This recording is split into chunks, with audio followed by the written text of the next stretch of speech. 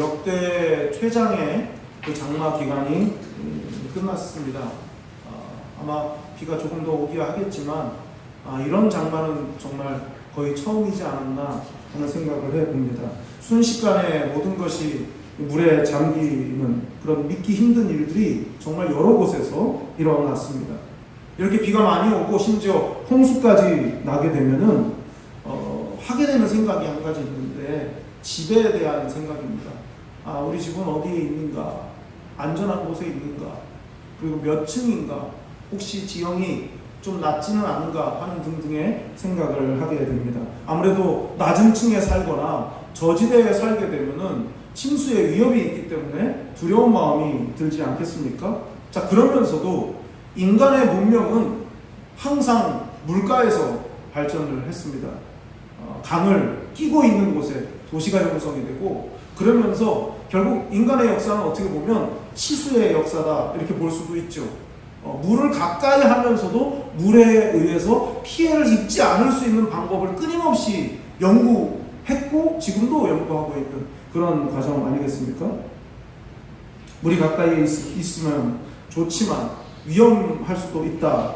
그래서 아마도 한강변에 고층 아파트가 의외로 값이 비싼 이유가 바로 거기 있지 않은가. 물을 가까이 하고 있으면서도 안전한 고층이기 때문에 동별로 또 한강을 전망이 좋으냐에 따라서 금액 차이가 또 나지 않습니까? 그런 걸 보면 참 이 물이라고 하는 것이 우리의 가까이 있으면서, 그래서 우리에게 유익을 주면서도 때로는 어마어마한 두려움을 주는 것이기도 하다 하는 걸 알 수 있습니다. 대홍수를 만난 이후에 다시 생육하고 번성하라 하는 그 명령을 하나님께서 노아에게 주셨고, 노아는 그 명령에 순종했습니다. 말씀대로 사람들이 땅에서 점점 많아지기 시작했습니다. 상상이지만 그렇게 많아진 사람들이 홍수 이후의 그 세계, 그것을 복구해가는 그 어마어마한 인류 역사에 있어서는 상당히 무거운 짐을 그들이 지지 않았을까 생각을 해봅니다. 하늘의 궁창이 열렸고 땅에 깊은 샘들이 터졌고 40일 밤낮 동안 계속해서 하늘에서 비가 쏟아졌으니까 얼마나 큰 물난리였겠습니까? 게다가 무려 그 물이 온 지구를 150일 동안이나 완전히 뒤덮고 있었습니다. 그 물이 빠지고 난 이후에 지구를 한번 상상해 보십시오. 아마 갯벌도 그런 갯벌이 없었을 것이고 150일 동안 온 지구가 물에 잠겨 있는 동안 아마 그 이전하고는 생태계 자체가 완전히 바뀌지 않았을까 생각을 해봅니다. 그런 상황에서 새롭게 시작되는 새로운 인류가 뭔가를 하려고 할 때 얼마나 많은 자연적 그런 장벽을 만나야만 했겠습니까? 그렇게 새로운 인류는 살만한 곳을 찾아다니다가 한 곳을 발견하게 됐는데, 그곳이 바로 오늘 본문 2절에 나오는 시날 평지입니다. 시날이라는 말은 두 강 사이라는 뜻입니다. 시날 평지는 티그리스 강과 또 유프라테스 강 사이에 있는 평평한 그런 땅입니다. 바로 그곳에 사람들이 터를 잡은 것이죠. 강의 영향과 혜택을 다 받을 수 있는 좋은 땅 시나를 그들이 선택을 했습니다. 아시는 것처럼 고대의 문명은 항상 강을 끼고 발전해 오지 않았습니까? 그래서 분명히 그곳은 좋은 땅이었을 것입니다. 더 좋은 곳을 사람들이 끊임없이 찾다가 바로 그곳 시날 평지를 선택했습니다. 많은 사람들이 그곳에 정착하기로 뜻을 모을 수 있었던 결정적인 이유를 오늘 본문 1절은 온 땅의 언어가 하나요 말이 하나였더라 라고 밝혀주고 있습니다. 말이 하나였다라는 것은 단지 언어가 하나였다라고 하는 의미도 있지만 그 뜻을 넘어서 같은 내용의 말을 했다라는 의미도 있습니다. 다시 말하면 언어도 하나였지만 그들의 마음속에 담고 있는 생각도 같았다 그 뜻입니다. 그러니까 그들은 하나였던 것이죠. 음성으로도 언어로도 그리고 생각에 있어서도 그들은 일치했다는 뜻입니다. 얼마나 이상적입니까? 하나의 언어, 하나의 마음으로 어렵고 힘겨운 그런 시간을 이겨내고 마침내 함께 살게 좋은 곳을 찾았으니 얼마나 좋습니까? 그것이 바로 신할 평지였습니다. 인간의 역사를 두 가지로 또 설명해 볼 수 있습니다. 하나는 탐험의 역사이고 또 하나는 발명의 역사다. 뭐 이렇게 말할 수 있겠죠. 그러면 신할 평지를 찾은 것 자체가 인류 역사 최초의 탐험의 결과물을 이제 얻은 그런 사건이다. 이렇게 볼 수 있다면, 그러면 발명은 뭐였을까요? 발명은 오늘 본문을 통해서 살펴보면 두 가지죠. 자, 3절을 보겠습니다. 서로 말하되 벽돌을 만들어 견고히 굽자 하고 이에 벽돌로 돌을 대신하며 역청으로 진흙을 대신하고. 한 가지는 발명이고 한 가지는 발견입니다. 발명은 벽돌을 발명한 것이고 발견은 역청을 발견한 것입니다. 이 시날 땅 이곳이 요즘으로 말하면 이라크의 바그다드 정도 됩니다. 그 지역에 여러분도 잘 아시는 것처럼 산유국 아닙니까? 지금도 기름이 나는 곳입니다. 그 땅에 여기저기 역청을 얻을 수 있는 많은 그런 웅덩이들, 그런 구멍들이 많이 있었고 그 역청을 얻었기 때문에 그 발견을 통해서 이 역청으로 접착제의 역할, 방수제의 역할을 할 수가 있었던 것이죠. 그게 발견이고요. 그럼 발명은 뭐겠습니까? 벽돌입니다. 벽돌. 우리가 생각할 때 벽돌이 아무것도 아니지만 갈대를 얼기설기 엮어가지고 집을 짓던 그 시절에 벽돌의 발명은 이건 엄청난 혁명과도 같은 그런 사건입니다. 이 벽돌의 발명, 이것을 통해서 인류 역사에 미칠 영향을 아마 그들은 상상하지도 못했을 것입니다. 요즘의 말로 하자면 혁명적인 신기술을 그들은 드디어 얻게 된 것입니다. 뭐 반도체, 뭐 나노기술, 뭐 이런 것들하고 거의 비견된, 아니 어쩌면 그것보다도 더 큰 원천 기술이 바로 이 벽돌의 발명이다 라고 말할 수 있죠. 그 벽돌을 발명한 인간들이 한 목소리를 냈는데 그 한 목소리가 4절입니다. 또 말하되 자 성읍과 탑을 건설하여 그 탑 꼭대기를 하늘에 닿게 하여 우리 이름을 내고 온 지면에 흩어짐을 면하자 하였더니. 그들은 하나였습니다. 그리고 그 하나됨을 지키려고 했습니다. 하지만 하나됨을 지키려고 하는 목적이 뭐였냐? 흩어짐을 면하는 것이었습니다. 그러기 위해서 자신들이 발명한 문명의 이기인 이 벽돌, 자신들의 능력의 총화라고 할 수 있는 이 벽돌을 쌓아 올려서 하늘에 닿게 하자. 그렇게 하는 방식이 이들이 흩어짐을 면하는 방식이라고 생각한 것입니다. 그런데 이 4절에 나타난 인간의 모습, 교만 그 자체다라고 말할 수 있습니다. 여러분, 무조건 하나만 되면 좋은 걸까요? 무조건 하나로 모아지기만 하면 좋은 겁니까? 그렇지가 않습니다. 하나님이 빠진 인간들만의 하나됨은 교만일 뿐입니다. 아무리 한 목소리를 내고 하나의 목표를 위해서 간다고 해도 거기에 하나님이 계시지 않는다면은 하나님을 거역하기 위해서 힘을 모으는 것밖에는 되지 않습니다. 홍수가 끝난 후 아직 방주에 있는 노아에게 하나님께서 하신 말씀이 창세기 8장 15절 이하에 나옵니다. 하나님이 노아에게 말씀하여 이르시되 너는 내 아내와 내 아들들과 내 며느리들과 함께 방주에서 나오고 너와 함께 한 모든 혈육 있는 생물 곧 새와 가축과 땅에 기는 모든 것을 다 이끌어내라. 이것들이 땅에서 생육하고 땅에서 번성하리라 하시매 노아가 그 아들들과 그의 아내와 그 며느리들과 함께 나왔고. 노아는 방주에서 나와라. 함께 했던 모든 짐승들도 다 이끌어서 땅에 나오게 하라 하는 명령을 받았고 그 명령에 순종해서 땅으로 나왔습니다.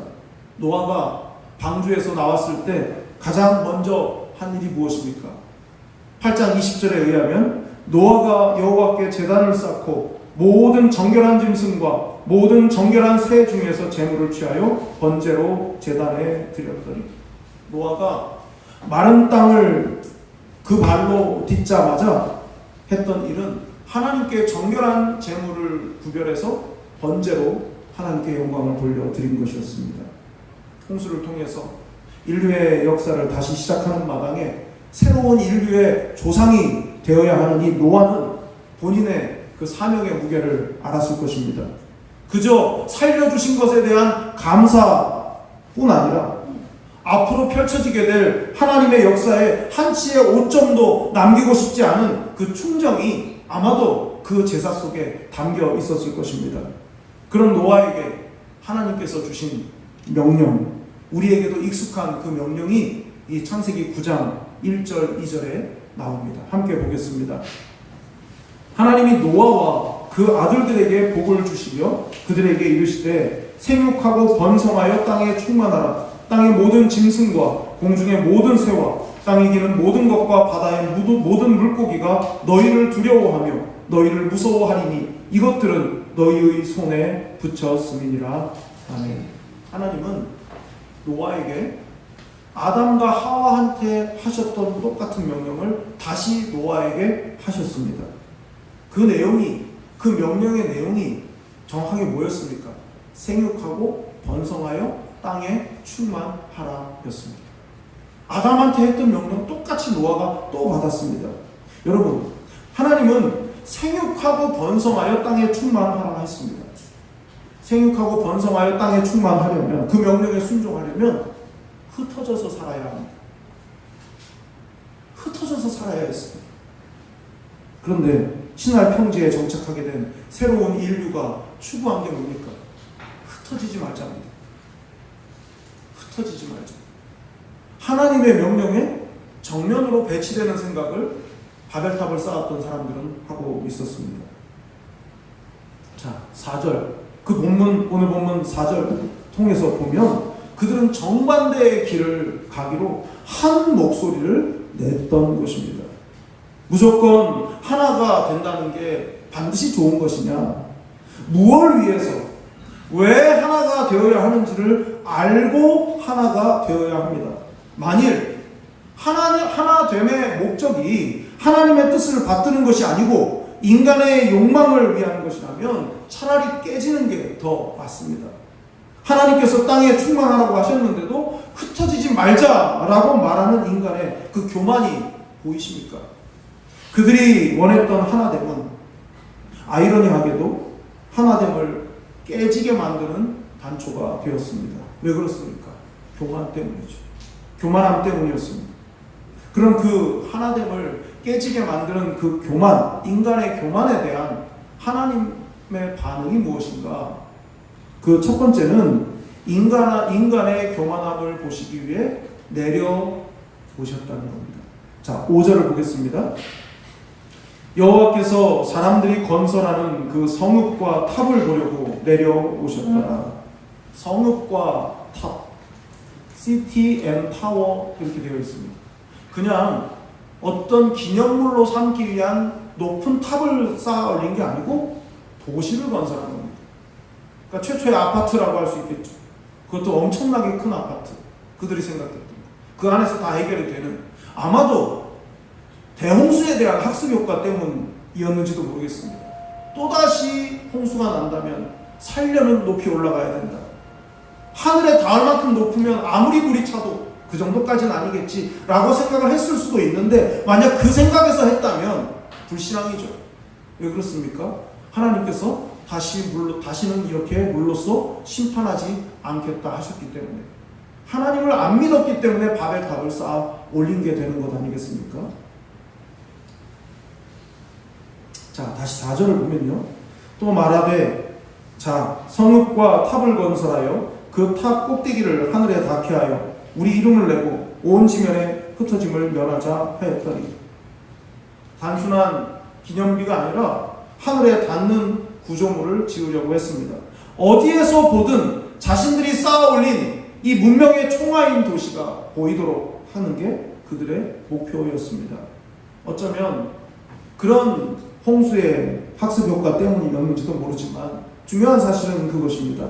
벽돌 한 장을 손에 쥔 인간은 그 어떤 피조물에게도 주지 않으셨던 하나님의 그 창조성, 그 창조성을 나에게도 주셨음에 대해서 감사하고 찬양했어야 했습니다. 그러나 인간은 그 한 장의 벽돌을 손에 쥐고 하나님을 불신했고 하늘에 닿을 수 있다는 교만에 빠지고 말았습니다. 그런 인간에 대한 하나님의 반응은 내려오시는 거였습니다. 5절에 의하면 하나님이 친히 내려오셨는데요. 인간은 높이 쌓아 올려서 이름을 내려고 했습니다.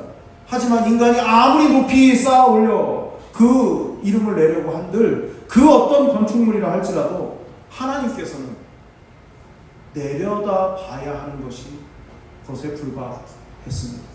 사람이 목숨 걸고 그렇게 높이 쌓아 올리려 해도 하나님께는 내려다 봐야 되는 것입니다. 우리가 아무리 올려다 보아야 할 무언가를 해내도 하나님께는 내려다 보아야 할 까마득히 낮은 어떤 것에 불과하다 그 말입니다. 그러니 인간의 교만이 하나님 보실 때 얼마나 우습겠습니까? 교회 주보는 그 교회의 얼굴입니다. 동시에 그 교회가 가진 비전, 또 그 교회를 향하신 하나님께서 맡기신 사명, 그런 것들을 이 주보를 통해서 확인할 수가 있습니다. 목회자의 생각, 무엇을 위해서 교회가 존재하는가 등에 대한 생각을 주보를 통해서 볼 수 있는데, 특히 일면을 통해서 확인할 수가 있습니다. 아직도 많은 교회가 일면에 교회의 건물 사진이나 건물의 스케치를 일면에 자리합니다. 그리고 목회자의 이름을 거기에 넣습니다. 그것이 잘못은 아니지만 교회가 건물이나 특정인으로 소개되는 것은 적절하지 않습니다.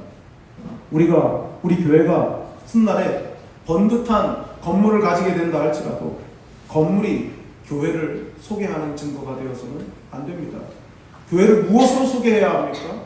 피 묻은 예수 그리스도의 복음, 그 십자가로 설명되어야지 콘크리트 더미를 가지고 하나님의 교회를 소개하는 것은 어리석은 일입니다. 예수 그리스도의 피와 생명의 복음이 교회를 소개하는 근거가 되어야 되고, 모든 자랑거리는 그 뒤에 숨어야 맞습니다. 만약 교회가 건물을 자랑하고 다른 교회가 가지지 못한 것을 자랑한다면 그것이야말로 바벨탑을 쌓는 게 아니겠습니까? 그렇다면 하나님이 내려오시지 않겠습니까? 하나님의 내려오심은 두 가지로 설명됩니다. 심판이거나 돌보심입니다. 신할 땅에 그 높은 바벨탑을 쌓아 올리려 하는 인간들에게 친히 내려오셨을 때 그것이 돌봄이 아니라 심판이라는 사실은 아마도 여러분이 잘 아실 것입니다.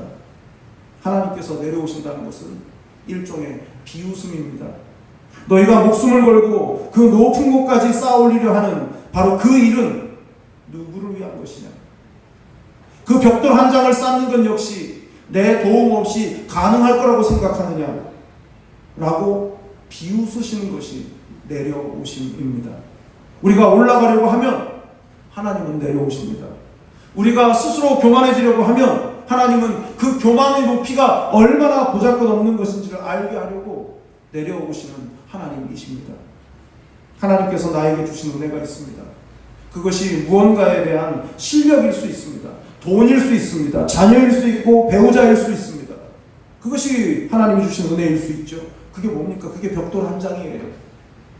그게 우리 손에 쥐어주신 벽돌 한 장입니다. 그럼 그 벽돌로 무엇을 해야 되겠습니까?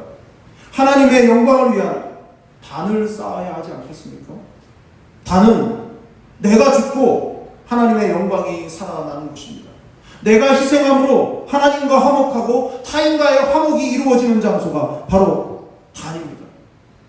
우리 한사람 교회에 주신 벽돌 한 장은 무엇이겠습니까? 코로나19의 상황에서도 우리 교회가 든든한 것, 그것이 우리에게 주신 벽돌 한 장 아니겠습니까? 그럼 이 벽돌 한 장으로 쌓아야 할 단은 무엇이겠습니까? 왜 하나님께서 다 어렵다고 하는 이 시절에 우리 교회에 풍성함을 허락하신다고 생각하십니까? 왜 벽돌을 주셨다고 생각하십니까? 여러분의 고향, 시골 교회는 이번 물난리에 아무 해가 없었습니까? 아라는 보셨습니까? 내가 어릴 때 자란 고향, 이번에 홍수가 났다고 하는데 교회는 괜찮을까? 전화 한번 해보셨습니까? 한번 알아보셨습니까? 어떤 상황인지? 우리가 편안한 거? 우리가 하나님의 은혜를 누리는 거? 우리만 특별히 사랑해서 우리는 은혜를 입었다? 그렇게 생각하고 끝내는 게 맞습니까? 우리 교회가 앞으로 저는 물질적으로 하나님의 크신 은혜를 입어서 풍성해졌으면 좋겠습니다. 그러나 그것이 바벨탑을 쌓는 벽돌이 되어서는 안 된다고 믿습니다. 어떤 교회처럼 교회 이름 뒤에 바벨이라는 말을 붙여가지고 사람들이 조롱하는 그런 교회가 되지는 않아야 하지 않겠습니까? 여러분은 어떠십니까? 여러분의 손에 지금 들고 있는 벽돌은 무엇입니까? 여러분은 그 벽돌로 바벨을 쌓고 계십니까? 아니면 여호와 앞에 단을 쌓고 계십니까? 우리가 쌓아 올리면 하나님은 내려오십니다. 교회가 하나됨을 이루어야 하는 것은 우리의 탑을 쌓기 위해서가 아니라 그리스도의 몸을 바로 세우기 위해서입니다. 욕망의 탑이 아니라 희생과 헌신의 거룩한 제단을 쌓는 우리 한사랑교회가 될 수 있기를 진심으로 바랍니다.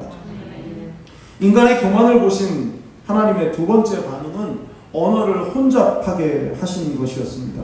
자, 6절과 7절을 보겠습니다. 여호와께서 이르시되 이 무리가 한 족속이요 언어도 하나이므로 이같이 시작하였으니 이후로는 그 하고자 하는 일을 막을 수 없으리로다. 자, 우리가 내려가서 거기서 그들의 언어를 혼잡하게 하여 그들이 서로 알아듣지 못하게 하자 하시고, 성읍과 탑을 건설하려는 사람들의 목표는 두 가지였습니다. 하나는 자기의 이름을 내는 것이고, 그 다음에 흩어지지 않겠다는 게 두 번째였습니다. 그런 엄청난 교만과 반역을 막으시기 위해서 하나님께서 선택하신 방법은 언어를 혼잡하게 하는 것이었습니다. 왜입니까? 언어가 같아서 악을 행하는 것이 쉬웠기 때문입니다.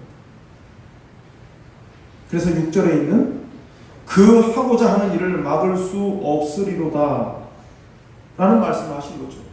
그 하고자 하는 일을 막을 수 없으리로다. 지금이 이 바벨탑을 쌓는 것이 이제 반역의 시작이기 때문에 반역이 이루어지고 나면 그 다음엔 걷잡을 수 없게 된다 그런 뜻이 아니라 이제 반역이 시작되었으니 그냥 놔두면 끝까지 갈 거라 이겁니다.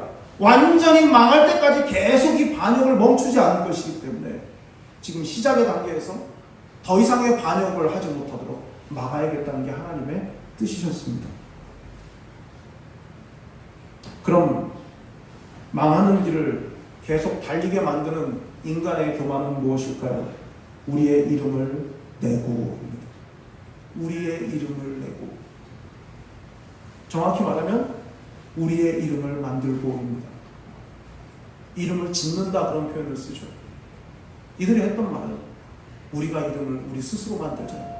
여러분, 이름을 지어주는 사람은 지배하고 있는 사람입니다.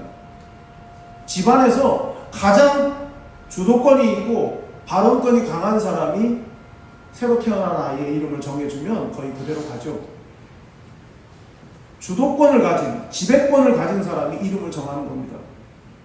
우리가 우리의 이름을 내고, 이 말은 이제 우리가 하잖아요. 하나님이 지배하시는 세상이 아니고 이제는 우리가 원하는 대로 세상을 한번 끌고 가보자. 그 말이, 그 뜻이 담긴 말이 우리의 이름을 내고입니다.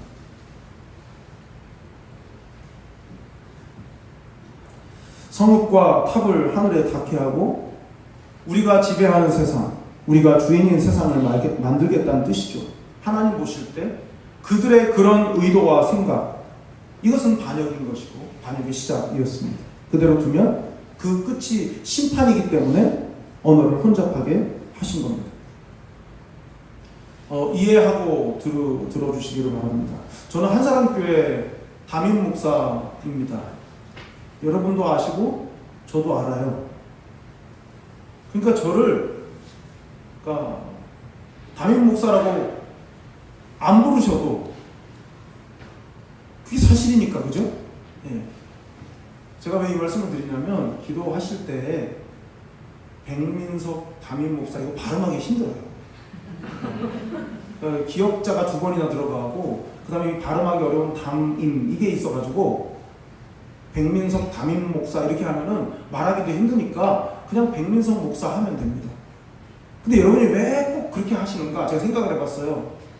목사가 여럿 있는 교회에 다녔으니까 담임 목사만 특별히 이렇게 구분해서 부르는 게 예의라고 생각을 해오셨기 때문에 그러시는데 웃기잖아요. 목사가 저밖에 없는데 그냥 백민석 목사 하시면 됩니다. 예. 그리고 나중에 목사가 10명이 돼도 저는 그냥 백민석 목사가 좋지 백민석 담임 목사 그러면 부담스러워요. 뭐 안 그래도 그런데 역할이. 예. 그러니까 굳이 그렇게 안 하셔도 됩니다. 예. 사실 교단 헌법에도 담임 목사라는 말은 없습니다.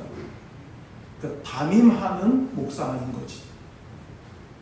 목사의 칭호가 여러 가지가 있거든요. 헌법에, 교단 헌법에.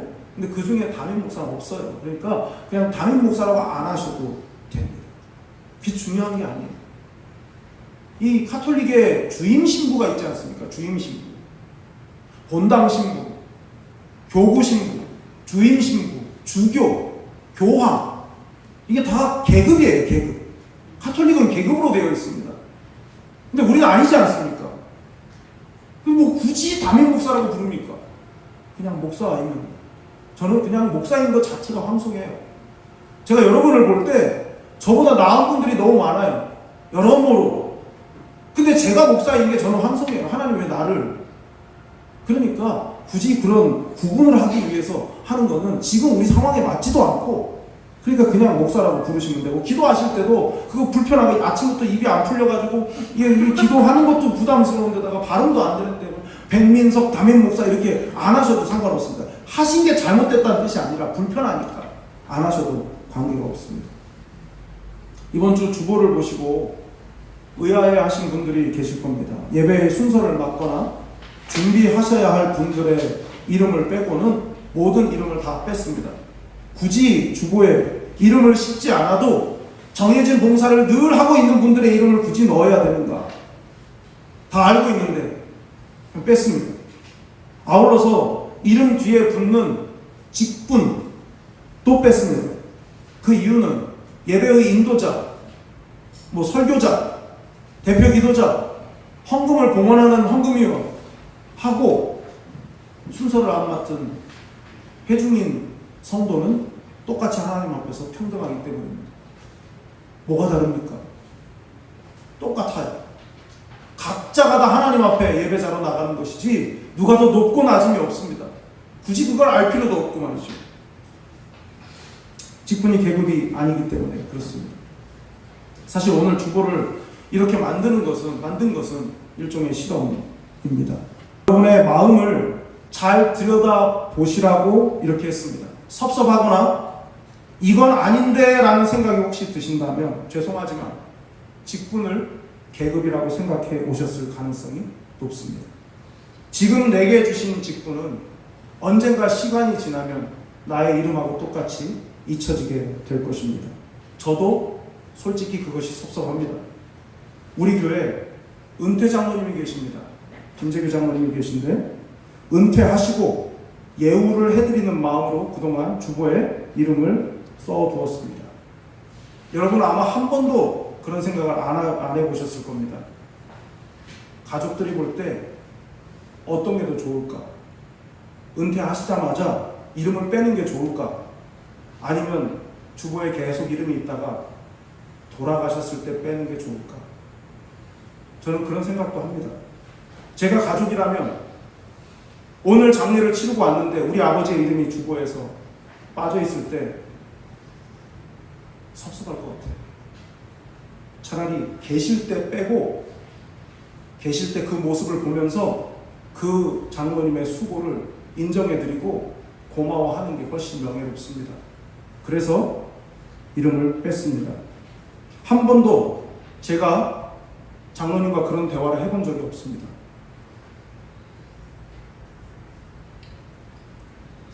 제가 왜 이렇게 했다고 생각하십니까? 오늘의 말씀 때문이에요.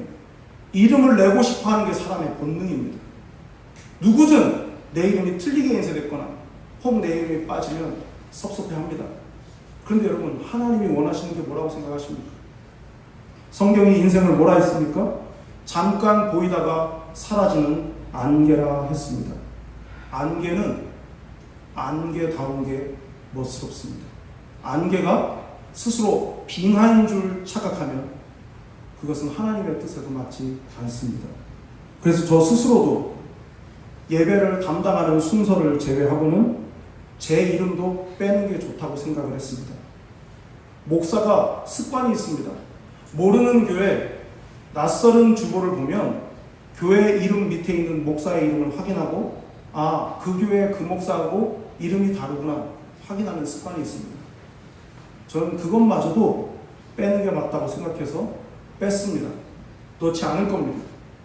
교회가 드러나야 되지 인간 목사가 드러나서 무엇이 유익하겠습니까? 오해하지 마십시오. 말씀을 묵상하면서 사람이 가진 교만, 자기 이름을 내고 싶은 무언가를 지배하고 또 무언가를 지배하고 싶은 그런 욕망이 저에게도 있기 때문에 저 스스로 교회 이름만 있는 주보를 보면서 아, 내가 아무것도 아니었지를 생각하기 위해서 제가 장치한 겁니다. 혹 너무 섭섭하셔서 넣어주셨으면 한다 하시면 넣어드리겠습니다.